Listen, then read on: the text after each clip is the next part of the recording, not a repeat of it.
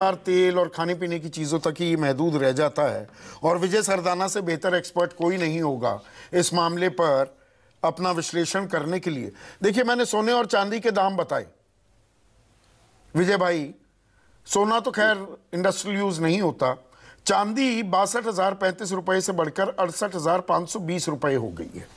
इसके industrial use भी होते हैं। कॉपर भी है, तांबा भी है, सीमेंट, रोड़ी, बजरी। अब मैं थोड़ा रियल एस्टेट की तरफ आ जाता हूं, इसमें रोजगार को भी जोड़ देता हूं। रियल एस्टेट रोजगार प्रोवाइड करने का एक बड़ा सेक्टर है। वहां आज की तारीख में, correct me if I am wrong, ये जो बिल्डर का संकट चल रहा है ना दिल्ली एनसीआर में, बिल्डर में जी आपने अपनी सपनों का फ्लैट, सपनों का घर बुक करा दिया, मिल ही नहीं रहा। वो आपने 60 लाख में बुक कराया, बिल्डर ने अपना गणित फैलाया था कि मैं 45 लाख में बना लूंगा, 10-15 लाख रुपए मेरा प्रॉफिट हो जाएगा। आज की तारीख में वो 60 लाख वाले फ्लैट को बनाने में ही 70 लाख रुपए लग रहे हैं। बिल्डर देगा कैसे? क्या यही हो रहा है? ये इनपुट कॉस्ट इतनी बढ़ गई है और इसका असर हम पर सीधे नहीं, इनडायरेक्टली ऐसा पड़ रहा है, हमें समझ भी नहीं आ रहा। गलत कह रहा हूं, जहां जहां गलत कहा वो भी दुरुस्त कर दीजिएगा। संदीप जी, सबसे पहले आपको, आपके पैनलिस्ट को और सभी दर्शकों को नए साल की बधाई, शुभकामनाएं। देखिए, बहुत महत्वपूर्ण मुद्दा है। 2023-22 की जो घटनाएं हुई उसका असर 23 पे दिखेगा, और जो पहले दिन मतलब 31 तारीख को जो यूक्रेन और रशिया में जो इम्पैक्ट आया है वॉर के अंदर, उसका असर भी आपको 23 को देखने को मिलेगा। तो कुछ चीजें हैं जिसको हमें नजर रखनी पड़ेगी। सवाल आपने ये उठाया कि जो कंस्ट्रक्शन सेक्टर में महंगाई बढ़ी है, निश्चित रूप से बढ़ी है। कंस्ट्रक्शन में भी दो चीजें इंपॉर्टेंट हैं। एक तो डायरेक्ट इन्फ्लेशन का असर है, क्योंकि कंस्ट्रक्शन में काफी कुछ एनर्जी लगती है, चाहे वो ट्रांसपोर्ट हो, लेबर हो या आपकी बाकी मशीनें हो।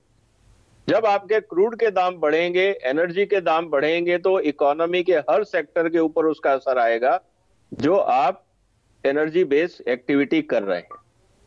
दूसरा जो इम्प्लीकेशन आया है, जिसको थोड़ा ज्यादा हम कह सकते हैं, क्योंकि बहुत सारा कंस्ट्रक्शन मटेरियल इंपोर्ट भी होता है, जैसे इंटरनल फिटिंग्स हैं, बहुत सारे कब्जे हैं जो चाइना से आते हैं, काफी कंपोनेंट्स आते हैं छोटे बड़े। कॉपर आप वायर लगाएंगे ना, वायरिंग कराएंगे ना, कॉपर के दामों में आग लगी हुई है। तो उसका दूसरा असर ये है कि जिस तरह से रुपी डिवैल्यूएशन हुआ है बिकॉज ऑफ हमारा जो इंपोर्ट बढ़ा है, इंपोर्ट बिल जो बढ़ा है because of increase in crude prices, अगर हम उसको देखें ओवरऑल, उसका असर भी जब भी हम कोई चीज आयात करेंगे उसको ज्यादा दाम पे हमें लेना पड़ेगा बिकॉज ऑफ रुपी डिवैल्यूएशन। और इसमें यह तो कहकर काम नहीं चलेगा विजय भाई कि अरे रुपया थोड़ा कमजोर हो रहा है, डॉलर मजबूत हो रहा है। कमजोर होता है रुपया, कहीं ना कहीं आखिर में हमारे जेब पर हाथ डाल रहा है ना। बिल्कुल डालेगा। देखिए संदीप जी, हम जिस इकोनॉमी में हैं, अगर उस पर कोई भी असर होगा तो कोई अछूता नहीं रहेगा। We are part of a system. हम कोई आइसोलेटेड वे में ऑपरेट नहीं कर रहे हैं। दूसरा जो सबसे महत्वपूर्ण बात हमें यह समझनी होगी कि अब रास्ता क्या है इनसे अपने आप को बचाने का। देखिए, निश्चित रूप से जैसा पहले भी कहा गया कि हम जितना ब्लेंडिंग इथेनॉल का बढ़ाएंगे, इंपोर्टेड एनर्जी को कम करेंगे, उतना हमारे पे अंतर्राष्ट्रीय प्रेशर कम होगा, उतना हमारा डिवैल्यूएशन कम होगा। तीसरा, जो चीजें हम आयात कर रहे हैं, चाहे हम उसको पॉलिटिकल माने या अदरवाइज माने, आत्मनिर्भर भारत, मेक इन इंडिया, इसमें हमें अपनी पॉलिसीज को और सिंप्लीफाई करना होगा। कहां कर रहे हैं विजय भाई? आप तो मुझसे बेहतर ये जानते हैं, आप चीन भी जाते रहते हैं। 2 साल पहले बड़ा ट्रेंड हुआ, boycott Chinese goods, trade deficit, balance of payment इतना लोडेड चीन के फेवर में, $73 बिलियन वो ज्यादा माल हमें बेच रहा है। अगर एक्सपोर्ट और इंपोर्ट में हम अपना X-M कर लें, उनके फेवर में $73 बिलियन, हमारी निर्भरता और बढ़ती जा रही है चीन पर। संदीप जी, सवाल बिल्कुल सही है आपका। इसीलिए आपके माध्यम से मैं पॉलिसी मेकर्स को यही कहना चाहूंगा कि जहां जहां पे हम चीन से ज्यादा आयात कर रहे हैं जिन प्रोडक्ट्स का, उस सेक्टर में फोकस वे में एमएसएमई को सपोर्ट करना पड़ेगा, ताकि हम जल्दी से जल्दी अपने यहां डोमेस्टिक उत्पादन बढ़ाएं, ताकि चीन पे निर्भरता कम हो। उससे भी रुपी डिवैल्यूएशन कम होगा, महंगाई पे कंट्रोल आएगा। तो एक फोकस्ड वे में हमको काम करने की जरूरत है।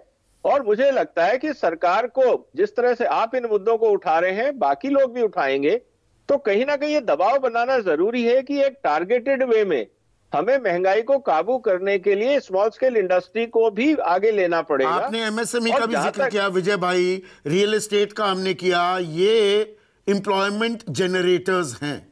मैं थोड़ा रोजगार का भी पहलू अब इससे जोड़ दूं। अगर एमएसएमई इसी तरह से कोलैप्स करता दिखा, मैं ये शब्द जिम्मेदारी से इस्तेमाल कर रहा हूं, नरेंद्र भाई कर सकते हैं इस पर एतराज की कोलैप्स बहुत भारी भरकम शब्द हो गया, पर एमएसएमई पर जो विकट संकट है, रियल एस्टेट में जो दिक्कतें हैं, रोजगार सृजन क्या अपने आप में सीमित नहीं हो जाता इनके चलते? बिल्कुल होगा। देखिए, दो चीजें हमें समझनी होगी। बड़ी कंपनियां ऑटोमेशन पे भरोसा करती हैं। बड़ी कंपनियां कोशिश ये करती हैं ज्यादा से ज्यादा ऑटोमेशन हो, मैकेनाइजेशन हो, वहां पे एम्प्लॉयमेंट जनरेशन की उम्मीद कम होती है। लेकिन कंस्ट्रक्शन एक्टिविटी है, सिविल वर्क एक्टिविटी है और एमएसएमई है, इस पे अगर हम फोकस करेंगे तो एम्प्लॉयमेंट जनरेशन ज्यादा मिलेगा। जो इन्वेस्ट हम करेंगे, अगर हम साल के मान लीजिए 10,000 करोड़ रुपए इस सेक्टर पे लगाते हैं, तो प्रोपोर्शनेटली इनकम जनरेशन भी ज्यादा होगी, पॉवर्टी एलिविएशन भी ज्यादा होगा, एम्प्लॉयमेंट जनरेशन भी ज्यादा होगा।